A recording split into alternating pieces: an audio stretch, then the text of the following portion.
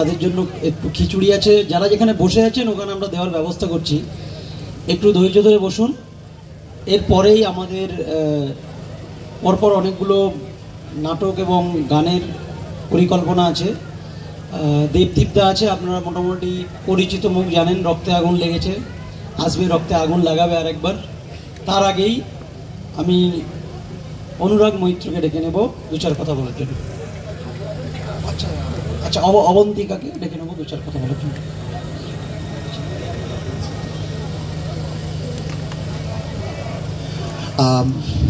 নমস্কার সবাইকে, এখানে গুরুজন যারা আছেন সশস্ত্র প্রণাম। আমরা আজকে কোথায় দাঁড়িয়ে আছি একবার বলুন তো? এই নেতাজি স্ট্যাচুর নিচে। এই নেতাজি একদিনকে বলে গেছিলেন যে তুমি আমাকে রক্ত দাও, আমি তোমাকে স্বাধীনতা দেব। কিন্তু আজ কার স্বাধীনতার জন্য আমরা তারই পদতলে দাঁড়িয়ে লড়াই করছি বলুন তো? আজকে আমরা লড়াই করছি সেই নারী সুরক্ষার জন্য, সেই পুরুষ সুরক্ষার জন্য, সেই পশু সুরক্ষার জন্য, সেই তৃতীয় লিঙ্গ মানুষের সুরক্ষার জন্য। কিন্তু কোথায় সেই সুরক্ষা? সুরক্ষা শুধুমাত্র নামে কলা, সুরক্ষা নামে ভণ্ডামি, সুরক্ষার নামে সেই চলে যাওয়া জিনিসের 10 লাখ টাকা, যে 10 লাখ টাকা পেলে মানুষের যত দামি জিনিস চলে গেল সেই জিনিসকে কখনো আর খুঁজে পাওয়া যাবে না। আমরা অভয়ার জন্য লড়াই করছি। সেই অভয়া কিন্তু একটা শুধু সাহসী মেয়েই ছিল না, এবং যারা তাকে দামাবার চেষ্টা করেছিল তারা ভাবতেই পারেনি কোনোদিন যে অভয়া কোনোদিন থামবে না। কোনোদিন তারা ভাবতেই পারেনি যে তাদের কোমর ভাঙার জন্য এতগুলো মানুষ রাতের পর রাত এক হয়ে জোট বেঁধে রাত দখল করবে, কালীঘাট চলো করবে। সেই লোহার কপাটও যেমন আগের বারে ভাঙা হয়েছিল, এবারেও ভাঙা হবে। এবং প্রত্যেকে মনে জোর রেখে কালকে সবাই যেমন উপস্থিত থাকবে এবং প্রত্যেকে সেই দৃঢ় প্রতিজ্ঞাতেই থাকবে যাতে প্রত্যেকে সেই জাস্টিসটা নিয়ে আসা যায়। আমরা প্রত্যেকে বলি, প্রত্যেকে আমরা মুখে বলছি, প্রত্যেকে ব্যাচ পরে আমরা আসছি, কিন্তু কজনে কালকে থাকবো সেইটা একটা বড় প্রশ্ন। কজন? আজকে একটা নারী যখন সে রেপ হচ্ছে তখন 10 লাখ টাকা, আর যখন সে রাস্তা দিয়ে যাচ্ছে তখন সে 5 টাকাও না, সে তখন কি মালটা মাইরি। বা এই আমাদের সমাজ, এই আমাদের চিন্তাধারা।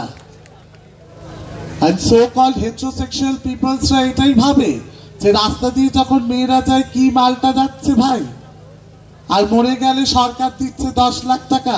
এবং সেখানে আমরা লড়াই কার সঙ্গে করছি? সরকারের সাথে। কেন? আমাদের তো নালসা জাজমেন্টে 2018 এবং 19-এ রয়েছে যে যদি কেউ রেপ হয় তাকে 4 লাখ থেকে 10 লাখ দেওয়া হবে। তাহলে সেইখানে তারা কেন লড়াই করছে না? লড়াইটা কি শুধুমাত্র সরকারের বিরুদ্ধে, না আমাদের এই সিস্টেমের বিরুদ্ধে, না প্রত্যেকের মনে যে সেই মেয়েটাকে 10 লাখ টাকা দিচ্ছে? কোনটা?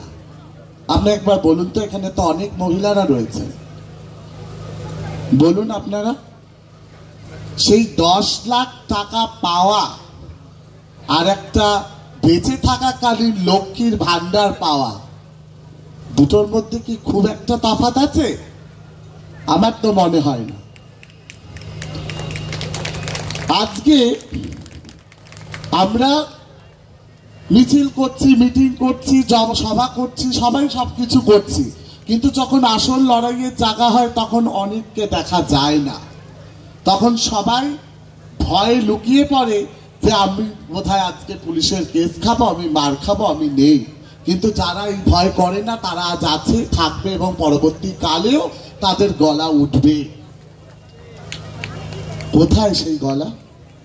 কোথায় সেই নারীদের গলা যারা স্বাধীনতা এনেছিল এই ভারতবর্ষে, এই বাংলাকে? কোথায় আজকে? কোথায়? সব কি লক্ষ্মীর ভান্ডারে দাবা পড়ে গেছে? সবাই কি চাপা পড়ে গেছে কন্যাশ্রীর উপশ্রীতে? তাহলে আপনারা কোথায়?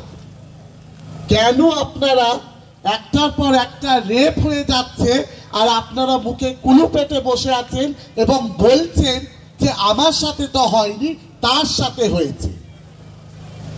কেন? আপনার সাথে হলে খুব ভালো হতো। এবং যে মেয়েটার সাথে হচ্ছে সে আপনার বাড়ির কেউ না, সে আপনার পাড়ার না, সে আপনার বোন না, তাহলে কালকে রাখিটা কিন্তু মানাবেন না এবং ভাইফোঁটাতেও ভাইফোঁটা কিন্তু নেবেন না। যদি ভাইফোঁটা নেন এবং রাখিটাও যদি পড়েন তাহলে সেটা কিন্তু মানতে হবে।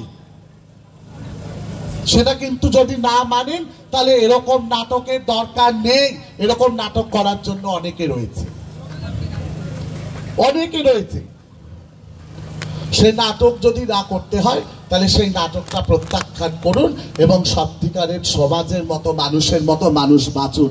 না হলে এই 10 লাখ থেকে কোন দিন এটা 20 লাখ, 30 লাখ, 40 লাখ, 50 লাখ এবং 1 কোটি হয়ে যাবে আপনিও ভাবতে পারবেন না, এবং সেই দিন আর নারীটাই থাকবে না। তখন কোথায় যাবেন? সেই নারীরাই যদি না থাকে তাহলে পুরুষরাই বা কোথা থেকে আসবে? কোথায়? সেই চিন্তাটা একবার করুন। আজকে একটা ট্রেনে যখন মেয়ে যাচ্ছে, তার পেছনে যখন কিছু ছেলে লাগছে প্রতিবাদ করুন। প্রতিবাদ করতে এত ভয় আপনাদের? এত ভয় আপনাদের প্রতিবাদ করতে? কেন? মুখে 1200 টাকা আটকে গেছে না 1500 টাকা আটকে গেছে? না রূপশ্রী 25,000 টাকা আটকে গেছে? আমরা সবসময় দেখে এসছি একে দোষ দিচ্ছি, তাকে দোষ দিচ্ছি, ও এই করছে, পুলিশ সেই করছে, ও এই করছে। আমি কেন সেই দোষটা দেখব? আমার সামনে যে জিনিসটা ঘটছে আমি সেটাতে সমবেত হয়ে কেন লড়াই করছি না এবং প্রতিবাদ করছি না? সেই জায়গাটা আগে করুন। এবং আমার মনে হয় যখন এই ছোটখাটো প্রতিবাদগুলো যোগ হবে তখন একটা বৃহত্তর আন্দোলনের জায়গা নেবে এবং সেই আন্দোলন চেয়ার হিলাবে এবং সেই চেয়ার থেকে মুখ থুবড়ে পড়বে একজন, যেটা আমরা সবাই চাই। এই রাজ্যে না শিক্ষা আছে, না খাদ্য আছে, না স্বাস্থ্য আছে, সম্মানটাও তো নেই। তাহলে মানুষ বলে বেঁচে থাকার দরকারটাই বা কি? এর থেকে তো মরে যাওয়া আমার মনে হয় অনেক বেশি সম্মানজনক।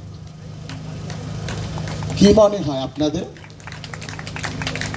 কি মনে করেন আপনারা? ভুল বলছি? যদি ভুল বলি একটা জুতো ছুঁড়ে মারবেন আমাকে, কোনো অসুবিধা নেই। কিন্তু ভাবুন একবার, আজকে আমরা সভা করছি এই জায়গাতে দাঁড়িয়ে, যেই জায়গায় ইনিও একদিন কিন্তু আমাদের কাছে অনেক কিছু দিয়ে গেছে, বলে গেছে। কিন্তু আজকে এমনই অবস্থা আমাদের সমাজে যে আমাদেরকে দাঁড়িয়ে এখন চাইতে হচ্ছে ভিক্ষা, যে আপনারা কেন, আপনাদের কেন চেতনা নেই? এইটাই বাংলার কি মানে ভবিষ্যৎ? এটাই কি বাংলার সেই জায়গা? আমার তো মনে হয় না। আর কিছু বলার নেই। ধন্যবাদ।